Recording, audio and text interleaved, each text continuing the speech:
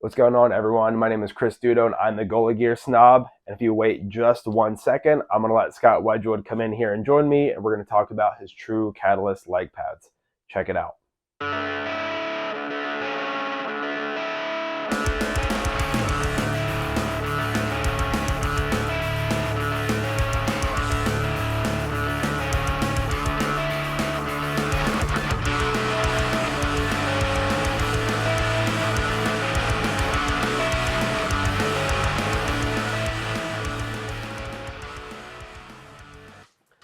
All right, so I have lied. Scott Wedgwood is not here. However, I do have a set of his True Catalyst leg pads. And we're going to talk about some of the cool specs that come stock on these pads, some cool specs that Scott has on these that might actually be different from his L12.2 pads. And we're going to talk about some cool features that I like on these pads that also make them work for me. So let's check it out.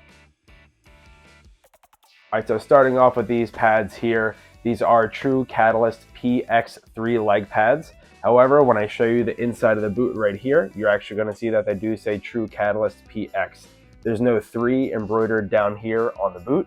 And the reason for that, and from my understanding, is that this is a continuation of the L12 point whatever pad. So 12.1, 12.2, technically 12.3. But with some of the new naming conventions that True has come out with for the overseas models, they wanted to clean up some of the branding, some of the naming, etc. So these are going to be considered the PX3, and then you're going to have the overseas version in the 9X3 that's going to be coming out in the next few weeks. But for all purposes here, these are Canadian made, these are domestically made. This is the True Catalyst PX3.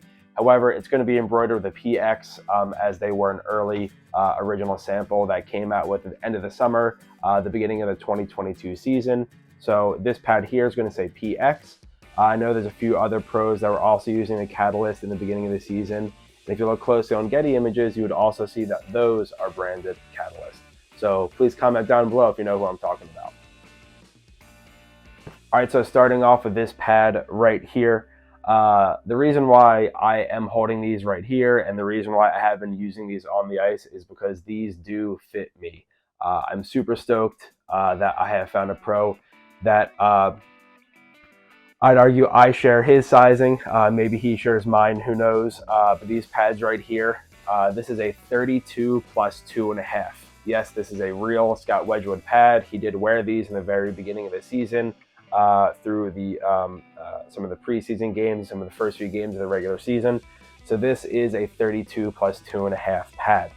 I know that in my Warrior video, I mentioned that the plus 2.5 is a little bit too big for me. However, on this pad right here, I'd argue that this is actually a little bit too short. I wish I could actually go with a pad that's a little bit taller, but this is what a 32 plus 2.5 looks like across the back. So cool thing is that Scott does wear the 34.5 overall limited distance sizing, which is what the NHL allows him to wear. So he has maximized the height that he can have in his pad by some certain features on the pad. But like I said, for my purpose, I wish they were a little bit taller, but also I'm not a pro goalie that's able to close the butterfly, close the 5-hole as well in the butterfly as Scott might be. But I would prefer them a tiny little bit bigger. But overall, these are working out pretty well for me so far. So I want to first call out what makes these pads a Catalyst pad. So I know that in the L12.2, you're basically going to see the stock standard outer gusset, outer edge of the pad right here. And the biggest change, and arguably one of the biggest 3 changes from this pad from L12.2, is the thinness of the thigh rise right here. That kind of includes the stiffness, the integrated knee block that kind of goes into the core of the pad a little bit more. And there's a tiny little change on the inside of the calf wrap. Other than that, these are damn near close to an L12.2 pad. So like I was just mentioning, the first thing that you're going to see here on this pad is the super thin thigh rise and the super stiff thigh rise as well. So when I hold up this pad right here, you're going to see this really dramatic cut right here. It's going to be a bindingless outside edge that's going to have about 1/2 inch of material moved here. And and of course, you're going to see that change across the inside edge of the pad as well. It's going to be a little bit more noticeable here. We can see this inside sliding edge, this inner gusset, and how much it thins out right here. This thigh is only about an inch and a half thick, which is crazy to me considering that the older CCM and true Lefay built pads had a really thick kind of thigh rise here. I know there's a lot of pro goalies that really wanted to thin out this upper edge of the pad so that when they drop down the butterfly, there's a little bit more of a kind of a seamless integration where their lead pad can sit over top a little bit easier. And that's something that I have found works really well in this pad right here. But of course, with thinning things out, you really have to stiffen things up. So this thigh is very stiff from the knee up. You still get that flex below the knee. Of course, these pads do have a single break below the knee, but you're going to get a pretty stiff pad up at the thigh. And that's really just because the more you thin out a pad, the stiffer you have to make it. If you keep thinning it out, you're going to start getting that trapdoor effect where the thigh is really going to start to squeak through. That's also a reason why a lot of companies went with a double break pad. It's because they're trying to stiffen this area up for you so pucks do not sneak through. That's just a small little tidbit about that pad. So with thinning this whole area out and stiffening this up, they also wanted to kind of integrate the knee block a little bit better to the pad. So this knee block integration is just made a little bit stiffer. They're using just some stiffer materials in here compared to the L12.2 and L12.1 pad. So the whole knee and calf and the knee block itself are made of higher density foams. It's a small little note when you compare it to the L12.2. Like if you literally like knock on the pad, the foams do sound different. And when you press into it, you can feel that density difference. But just having this little bit of a stiffer knee block here and having this thinner thigh rise is what makes this pad pretty much a catalyst.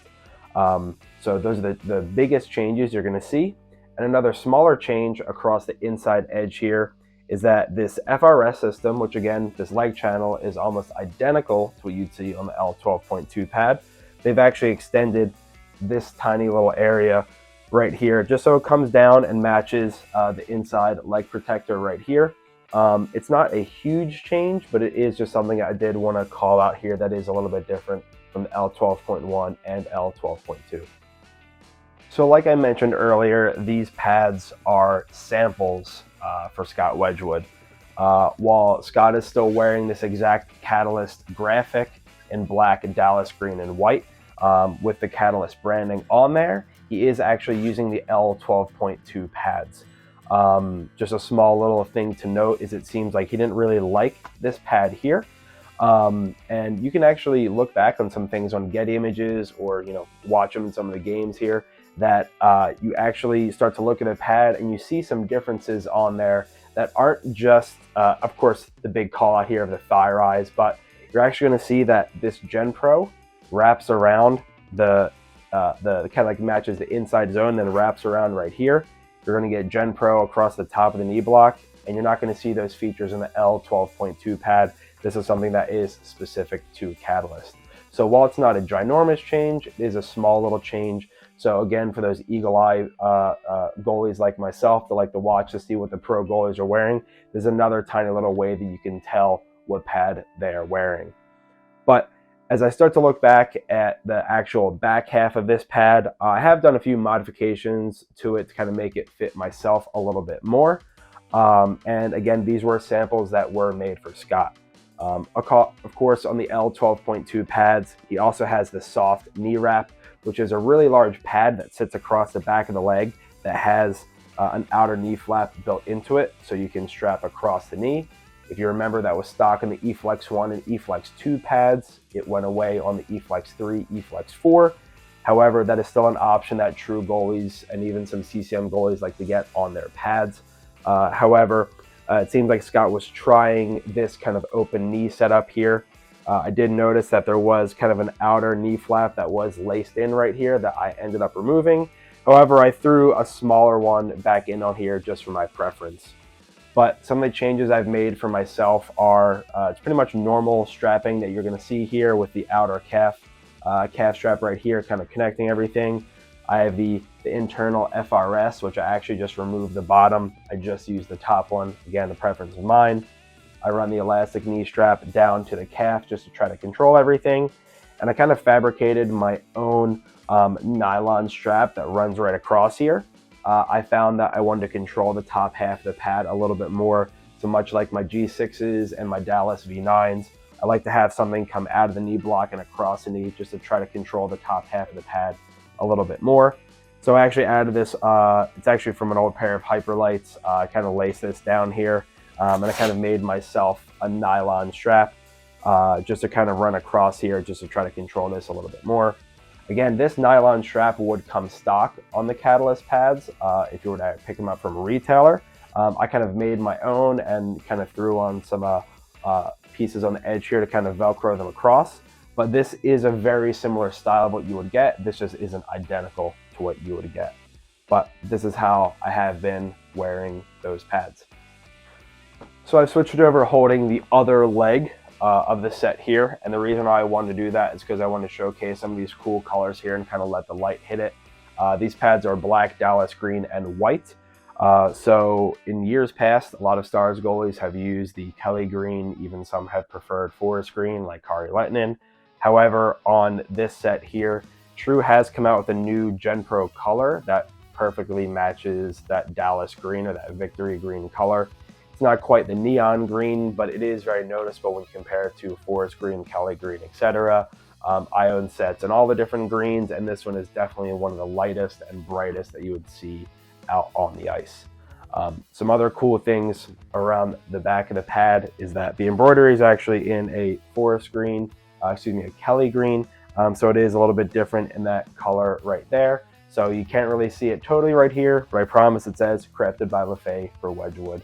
So you are going to see that across the back right here. So I just wanted to add in some thoughts about how these pads have been performing on the ice. So I have gotten to use these about 5 or 6 different times through training sessions. Even broke them out with the Dallas Stars alumni last week when I was skating with them. Got a few looks from the guys. They really like the colors naturally. But I really like how these perform on the ice, but I did have to tinker with them a little bit to get them to perfectly match my style. So the first change I did that I wanted to call out in, this is something that I don't normally do. I don't normally have the toe ties actually centered on the toe of the pad. Generally, I would kind of keep them offset towards the inside edge down here. But I have really found that on these pads specifically, that you really have to center your foot inside of the channel right here. So while it's flat, there is a little bit of a channel here that if your leg kind of moves out of it, it feels really awkward. So I really feel like you do need to keep your leg centered here in the leg channel. So that's why I kind of centered the toe ties here. Of course, I use my 4 inches of toe tie slack because I personally don't believe you should be using anything shorter because you need this area to wrap perfectly around the post.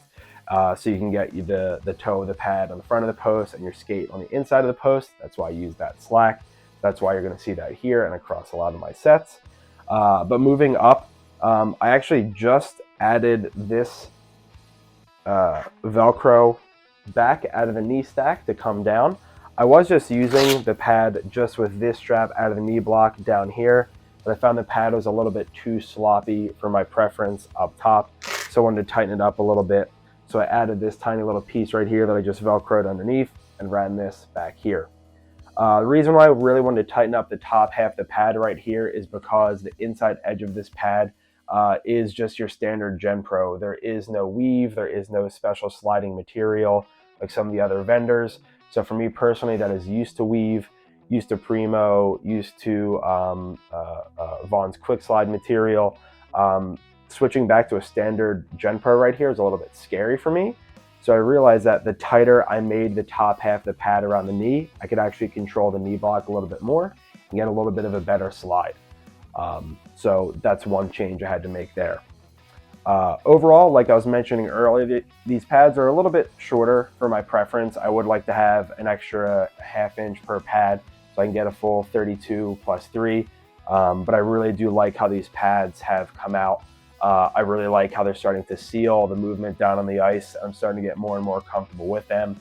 Really like this stiff thigh right here, just because if people are shooting towards a 5-hole and it misses the stick, it's clipping off the thigh rise and it's rocketing back to the corners. So I really like this feature right here. And of course, being able to overlap the pads a little bit easier without that extra material bumping into one another has been a godsend. I really like that feel. I've really enjoyed how these pads start to feel, and it's very noticeable compared to an L12.2. So if you are on the fence between those two models of pad, I would suggest to try to go with the Catalyst, just because this thinner thigh rise does start to work out very well.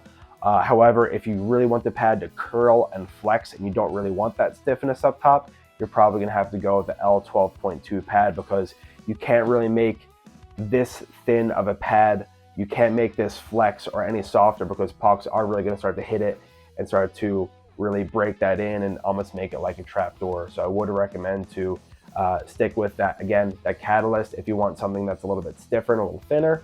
But if you want something that's a little bit more flexible, a little bit more moldable, I'd suggest the L12.2. So for the final thoughts on this set here, I really do wish I had the matching glove and blocker to go with these. However, I'm just using the leg pads right here, and I am using this nice all black set of gloves right here. Shout out to my friends that know what model that glove is. However, I really do like how these pads are performing on the ice. The rebounds are going exactly where I'm expecting them. The slide has improved once I have made those adjustments towards the knee. I feel really comfortable in these pads, and they do feel very natural on the leg. I really enjoy that thinner profile up top, that little bit of weight reduction from having that thinner material. I think this pad is absolutely phenomenal. While I understand that Scott Wedgwood has his preference of the L12.2 pad with this graphic, and True will make that for him, I'm very lucky to have been able to pick these up and start to use them on the ice, because this is not a normal spec that he would continue to wear or has continued to wear. So I'm very happy that I was able to get my hands on them. So I'm going to hope that I can get my hands on the matching glove and blocker here pretty soon, just so I can get that fully matching graphic and start to add those into the rotation. So hopefully I can pick them up at a summer sale here pretty soon in the Dallas area. But I just want to thank you guys for watching along and trying to learn a little bit more about the Catalyst pad, some of the naming conventions, and some of the new cool specs that True has come out with on this pad.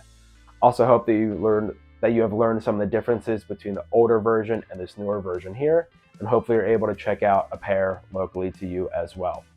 My name is Chris Dudo, and I am the Goalie Gear Snob. Thanks for watching this video. I'd really appreciate it if you liked, commented, and subscribed, and also rang that cute little Liberty Bell for some notifications about what I upload to my channel. Please check me out on some of my other social outlets. Are going to be linked down below.